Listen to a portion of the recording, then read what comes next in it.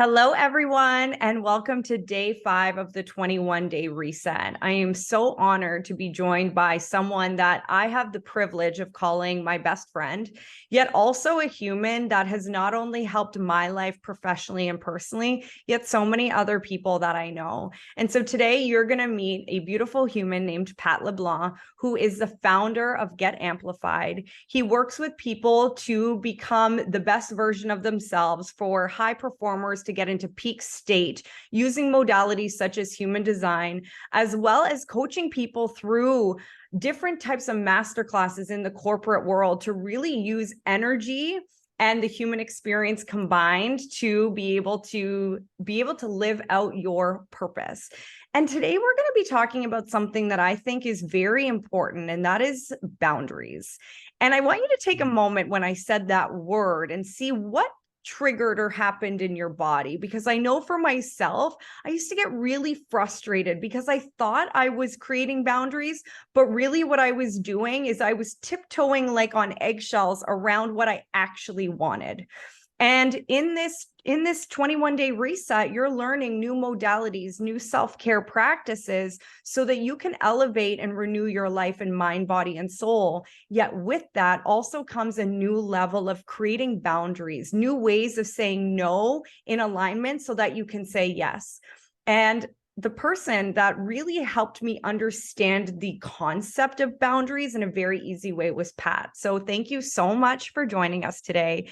And I would love for us to start by you just sharing like your journey as a coach and using human design and helping people with boundaries. Like, can you share a little bit about how that's impacted your life personally and not just other people?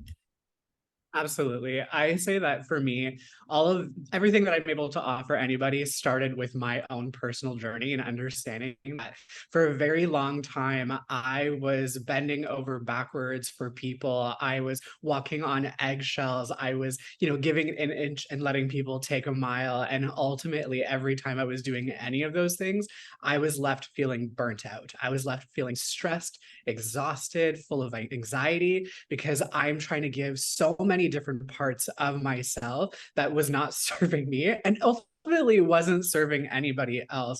We do things very often because we are in a state of like, I don't want to let another person down. We're doing things in a way where it's like, I would rather just do it so that way I don't have to hear about why I should or should not do something. And I'm just gonna, try to make things a lot easier for everybody else and not be extra or take more room or anything like that. So in my life, that showed up very much in the corporate world where I allowed myself to be working 14 to 16 hours a day, trying to prove, that I can make it up certain corporate ladders.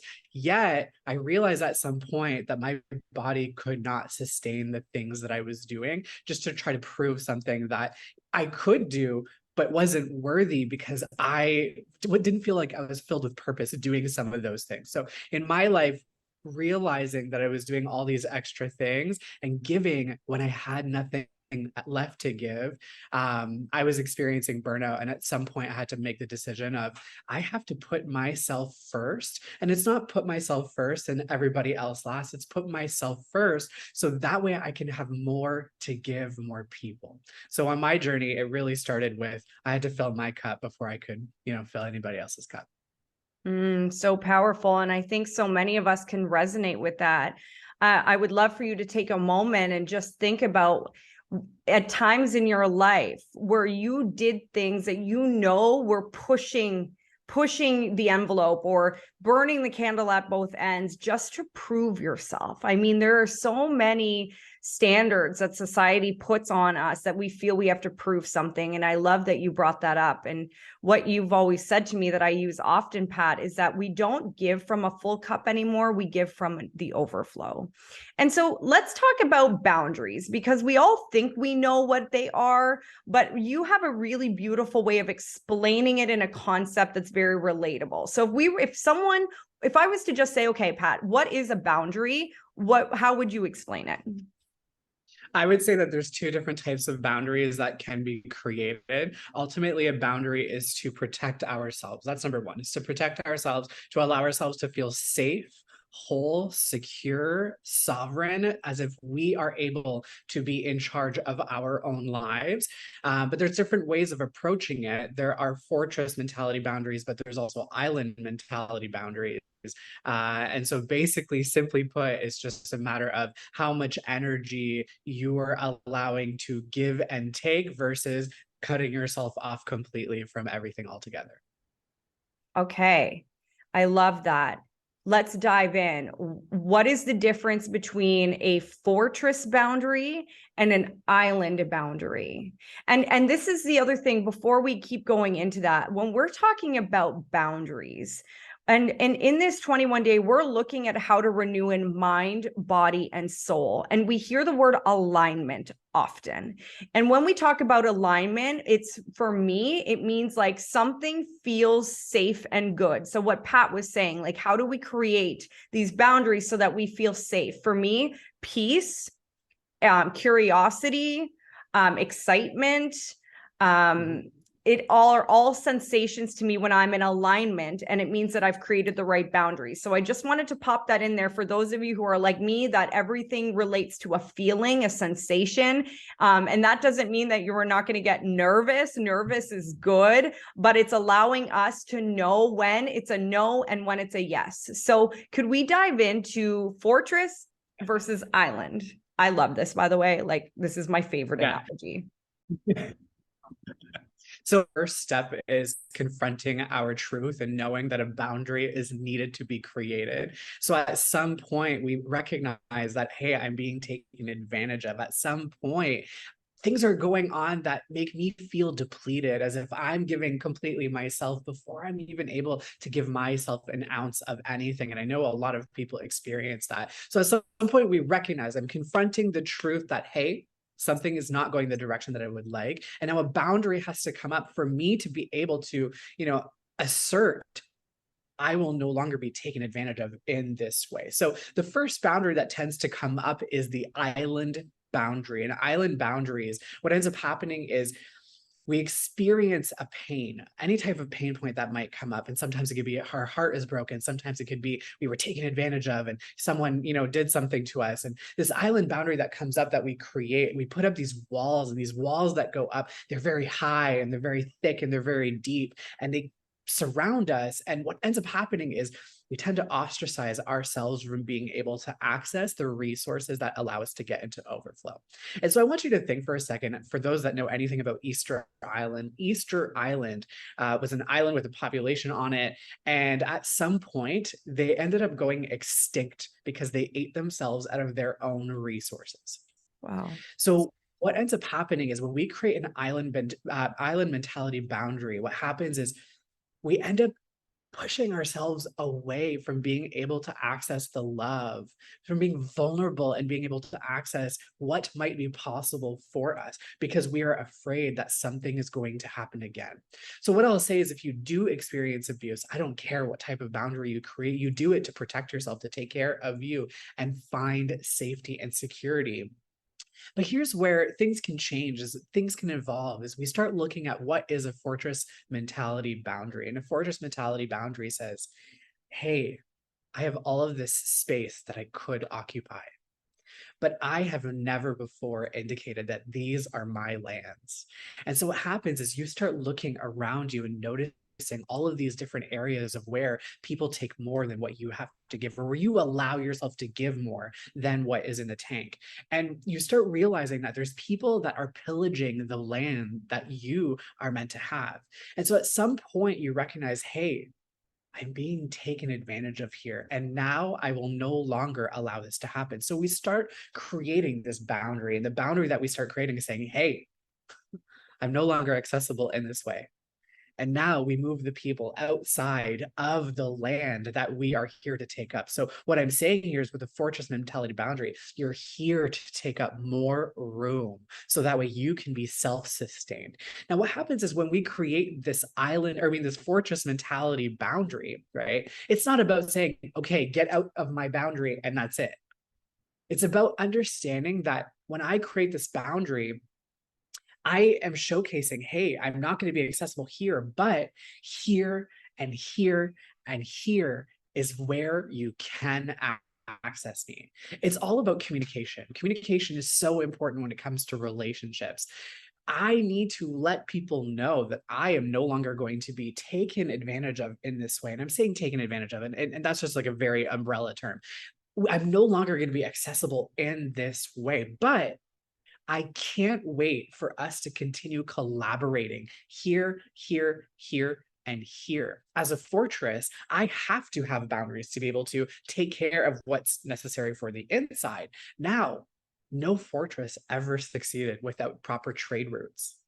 So I want you to understand your boundaries are potential bridges that allow you to better connect with people, allow you to collaborate with people, allow you to be interdependent, which means that you are in your sovereign state of being and you learn to say no when something is not correct for you. Yet, interdependence is we get to connect together and trade resources, whether that's love, if it's money in business, regardless of what that might look like. And when you're saying, hey, I'm not accessible here, but I am accessible here, people will start to respect you. That is what I find when we're creating boundaries is we're redefining what respect looks like for ourselves. And we're saying, this is what I require for me to be in a state of overflow. Now, I'm going to talk about karmic relationships because I think it's very important that we tie these things in together. A karmic relationship, we talk about dharma, we talk about karma. Dharma is the pathway that we're here to take in this lifetime that takes us to our Emerald City. I say it's the yellow brick road towards our Emerald City. Karma are the lessons that we're here to learn along that path. I like to call karma the little gas stations. So that way you need to fuel up to get to the next gas station, to get to the next gas station. If you're taking a long road trip, you know that you're going to have to fuel up along that journey to get to your destination. Well, karma are the little gas stations that take you on that path. And so what happens is karma very often shows up in our lives as relationships. And so I want us to look at all of the relationships in our lives as fuel stations that allows us to access the abundance that we are here to receive in this lifetime. Here's the challenge is that karma very often shows up as a lesson that we are here to learn. And the boundaries that we create are what allows us to learn the lesson or keep repeating the lesson over and over and over again until we finally find a breakthrough. So here's what I'll say. As you are starting to grow on your journey, we're in a group for personal development, for self-development, whether that's in health, whether that's in wealth, whether that's in mindset, in spirituality. There's so many different layers that make you you and where you can grow. But here's what's happening is you're starting to realize like, hey, I need to grow at this point in my life for me to be able to move on towards I'm supposed to go.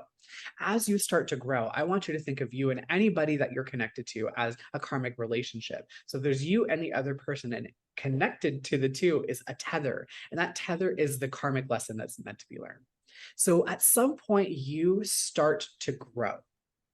There's only three directions that we can go in this circumstance. You start to grow. Very often, when you start to communicate, this is where I need support. This is my boundary. I am no longer going to be accessible in this way. You are starting to communicate. I have grown. And very often, the people that are meant for your journey are going to hear you say, I am growing. Here's an opportunity for us to grow together. So you're communicating, I won't be accessible this way. And now the other person's going to hear this and think, I'm so sorry. I didn't realize that I was accessing you in this way that made you feel not comfortable. And they're going to start to grow too. It starts with you. So when you start to say, we're not doing this anymore, the other person has an opportunity to say, oh my goodness, I didn't realize that I was accessing you in this way. Let me now reflect on where I've been showing up and where people have been accessing me in this way as well. And I will no longer do that, or I will do my best to try and not do that. It's not about perfection. It's just about saying, hey, meet me at this gate and we can start to grow together even more. So now both people start to grow together, which I think is so beautiful. These are people that are definitely meant for your journey. The thing about karmic relationships is that there's no morality in how long anybody is meant for our journey. And what ends up happening is as we start to grow, some people are not ready. They're not ready to grow at the same pace that you are. And that's okay. But here's what happens. As we start to grow, that person might hunker down, might root down into the lesson that they're here to learn on this journey. And there's only two other pathways for you to take. At some point, the tether might become very tight. And at some point, you might have to let go of the driver wheel and stop taking yourself to the Grand Canyon and bring yourself towards the Emerald City by saying, okay, I have to let this go for this moment and separate so that way you can continue on your path of growth. Now, what might very much happen by you saying, I need to take this time for myself and I need to maybe separate myself from this situation, that person might realize, like, hey, this person is really committed to that growth that they're doing. Someone else has also said something like this where I am not growing. Maybe now it's my time to really start seeing where I'm showing up. So you give them the opportunity to grow as well. Now, here's the other thing is that if you decide to hold on to this tether, you white knuckle it, you're like, I am loyal, whether it's, blood relationship, whether it's family, it doesn't matter what it looks like. We hold on to these things because we're afraid to let it go, or we love them so much that we just like hope that they're going to grow too, or whatever it is. But we hold on to it so long that at some point we end up starting to do this, and then we start to grow again, and then we hold on to it and we start doing it again. And that's what I call the karma go round. So I implore everybody to consider the boundaries that you're creating is an opportunity for you to get off the karma go round and stop repeating the same thing over and over and over again, and saying, I'm allowed, I am encouraged, I'm empowered, I'm celebrated for taking care of myself. Because when you start taking care of yourself, just like Jen said earlier, you're no longer giving from the cup. We no longer talk about a cup half full or a cup half empty. You don't give from the cup. The cup is yours. You give from your overflow. And you can only give from your overflow if you stop allowing your lands to be pillaged, regardless of what area of life that is coming from. And so what happens is now you're saying, we're not going to do this anymore. But I would love for us all to just have a moment when we're creating the boundaries that we're creating, is to have compassion. I think it's so important for us to realize that the boundaries that we create, it's not about being like, hey, I'm creating this boundary, never talking to you again. That's not it. It's about saying, I understand that if my landlord or, the city were to come and say, you are no longer allowed to live in your dwelling, you're no longer allowed to live in your apartment or your home, we are taking this home away from you. How would you feel? You would probably feel scared. You would probably feel upset. You probably go through all of the stages of grief, surprise. Oh my God, where am I going to feel safe? The rug is pulled from under you. And when you are saying, I am no longer accessible in this way, the people that have been accessing you in this way are going to be like, oh my goodness, I don't know any other way to access you. This is our relationship, right? And so now they're having to redefine who you are. Who is Pat? I've only known Pat in this way, but now Pat is saying that this is who he is. And now I have to make a decision. Either I can accept this boundary because I'm at that point and at that level to accept it. And I will remove myself and I will meet them at the boundary that they've, or at the entrance that they've set, because I'm excited to continue growing and collaborating and building beauty. And there are some people that are not going to be able to accept the boundary that we create. And what I'll say is that it's just not their time, and that's okay. But when it comes to the boundaries that you create, you set the boundary. You're saying, I am no longer accessible in this way. It's not your responsibility to hold their hand on the way out. That's not your responsibility. You say, this is my boundary and that's it. But here is where we can be accessed, and it's their choice whether they want to access us that way or not. And when they get removed, it's their responsibility to be a fully informed adult in knowing how we can collaborate with one another and not, go after somebody. We've probably all experienced where we said, I don't like this anymore. And somebody has tried to push up against the wall and see if that wall is going to last, or if they can kind of slink their way back into the way that they've been accessing you before and to go and repeat the pattern. So what might happen is someone might not be able to accept the boundary, and that's okay. But you need to make sure that it's your responsibility to hold the boundary, to assert the boundary. You are a sovereign being. This is your fortress. No, nobody can take advantage of the fortress that you've created, because now you are standing tall, you're standing strong, and you're saying, this is my life and I can do what's important for me. And when you are standing in that energy, all of the people that are meant for your journey, they're going to benefit so freaking much because now they're going to be inspired to do the same for themselves. So that's a very big difference between the fortress and the island mentality boundary. So good. And if you guys have any questions about that, please pop them in the chat. But this is, there's something that you said, like before you went into karma and dharma, that I think is really important for us to touch on, is that every situation in our life can only be changed in a conscious, aligned way when you take the responsibility on how it developed instead of pointing fingers.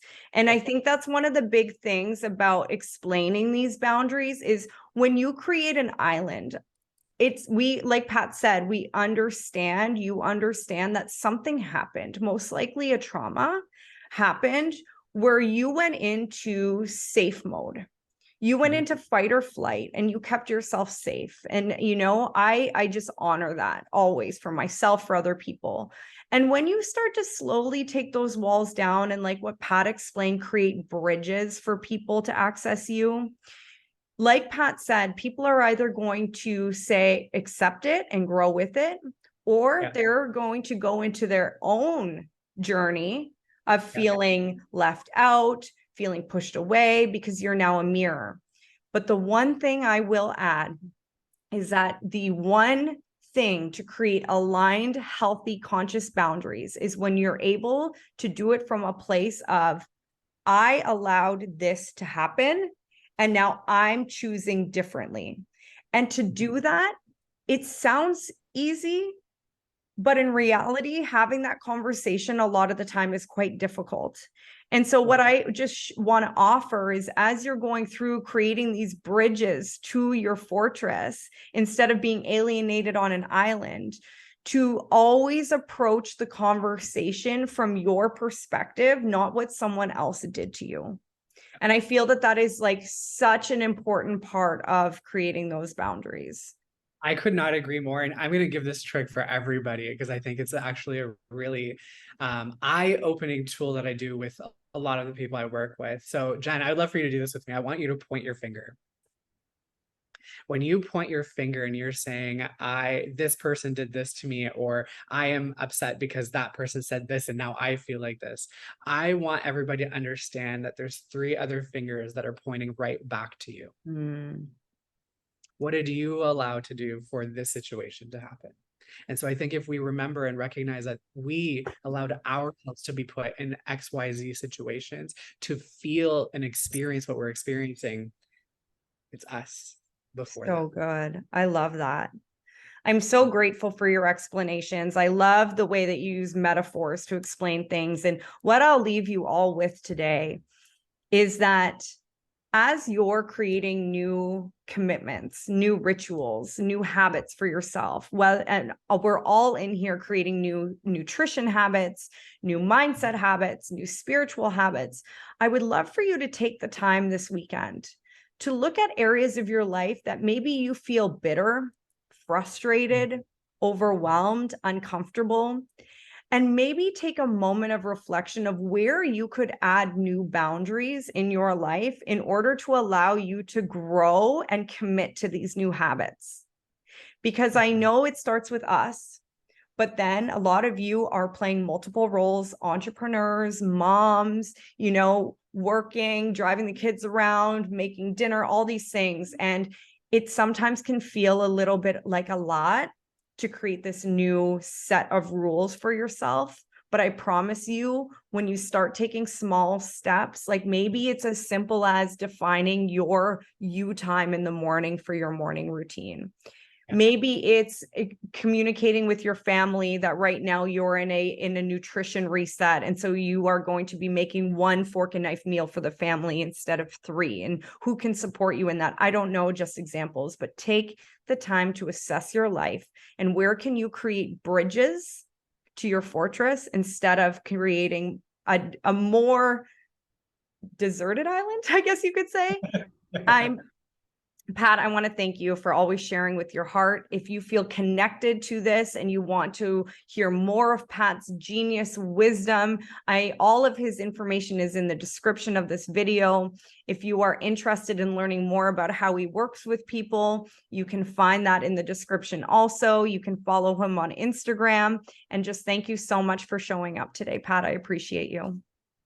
It's my absolute pleasure to be here. Thank you so much. Have a great day, everybody.